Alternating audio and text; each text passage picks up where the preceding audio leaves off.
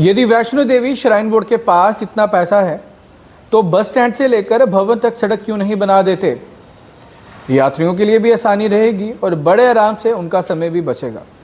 ये सवाल अक्सर उन लोगों द्वारा किए जाते हैं जो काफ़ी दूर दूर से देवी माँ के दर्शन करने आते हैं। उन्हें 12 किलोमीटर तक चलना पड़ता है।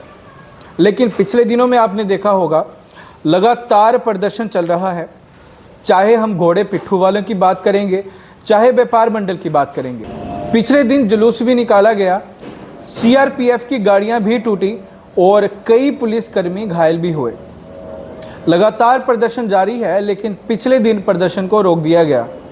बस स्टैंड से लेकर वैष्णो देवी भवन का रास्ता लगभग 12 किलोमीटर का है, लेकिन इस 12 किलोमीटर के रास्ते में कईयों के घर चलते हैं। चाहे घोड़े पिट्ठू वालों की बात की जाए, चाहे व्यापार मंडल वालों की बात की जाए, दुकानदारों की बात की जाए, कईयों के घर चलते हैं। पूरा मामला ये है कि पिछले दिनों में हमने जो प्रदर्शन देखा, प्रदर्शन करने का एकमात्र कारण ये था जिसमें व्यापारियों ने ये कहा है यदि रोप वे प्रोजेक्ट बन जाता है तो ऑलमोस्ट आने वाले लोग उस रास्ते से ही जाएंगे। ऐसे में यदि लोग वहाँ से नहीं गुजरेंगे जहाँ से इस समय वे पैदल जाते हैं, उनका काम ठप हो जाएगा। इसी के साथ हम बात करेंगे घोड़े पिट्ठू वालों की, जो लगातार दिन रात मेहनत करते हैं और श्रद्धालुओं को बस स्टैंड से लेकर ऊपर भवन तक लेकर जाते हैं। उनके मन में भी यही डर है यदि रोप वे प्रोजेक्ट बन जाता है तो उनके रोजगार का क्या होगा। उस रास्ते में केवल 1 या 2 घर नहीं, हजारों में ऐसे घर हैं जो चलते हैं। ऐसे में अगर प्रोजेक्ट बन जाता है तो रास्ते में चलने वाले श्रद्धालु जो घोड़े पिट्ठू वालों की मदद लेते हैं, जो व्यापारियों से सामान खरीदते हैं, रास्ते में खाते हैं, उन सभी का काम ठप हो जाएगा। सभी के मन में यही भय है और इसको लेकर लगातार प्रदर्शन जारी है। हमने देखा पिछले दिन सीआरपीएफ वालों की गाड़ियां भी टूटी, पुलिसकर्मी भी घायल हुए और एमएलए तक को उससे पहले ऐसी सिचुएशन में रोक दिया गया जहां बताया जा रहा है कि वो कहीं शोक सभा में जा रहे थे। ऐसे में एलजी मनोज सिन्हा का एक बड़ा बयान आया है कि इस रोप वे प्रोजेक्ट के कारण ना तो घोड़े पिट्ठू वालों का काम ठप होगा और ना ही व्यापार मंडल को किसी प्रकार का नुकसान पहुंचने वाला है। वो किस तरह से पॉसिबल होगा ये बाद में देखने को मिलेगा। फिलहाल के लिए 15 तारीख तक उन्होंने अपनी हड़ताल को रोक दिया है।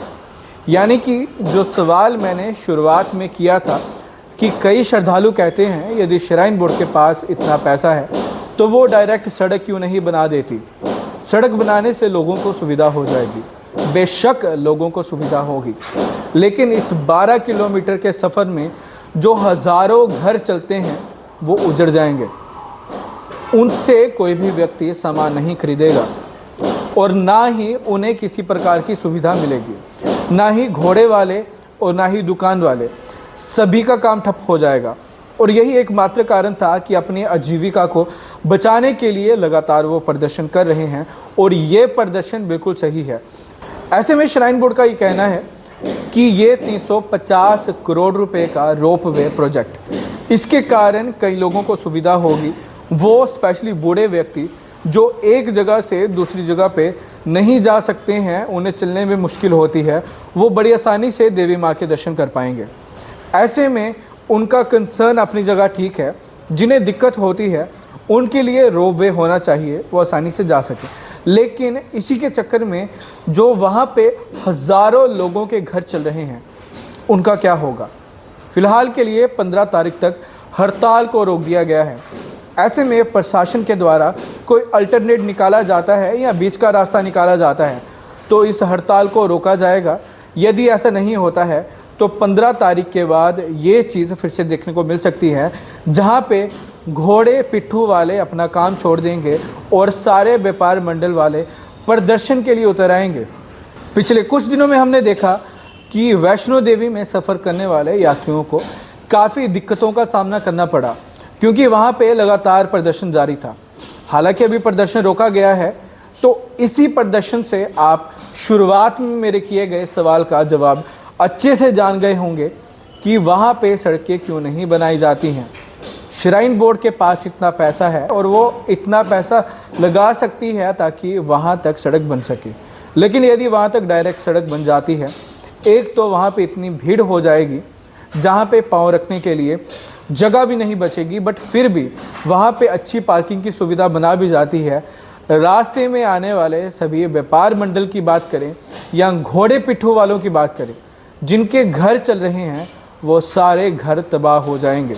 ऐसे में ज़रूरी है कि जम्मू कश्मीर प्रशासन एक बीच का रास्ता निकाले ताकि व्यापारियों और घोड़े पिट्ठू वालों की आमदनी को भी नुकसान ना हो और वो लोग जो सुविधा पाना चाहते हैं उन्हें सुविधा भी मिल जाए। बाकी आगे प्रदर्शन का क्या रहने वाला है और क्या प्रशासन के द्वारा निर्णय लिया जाता है, उसका अपडेट हम आपके साथ ज़रूर साझा करेंगे। फिलहाल के लिए इजाज़त दें।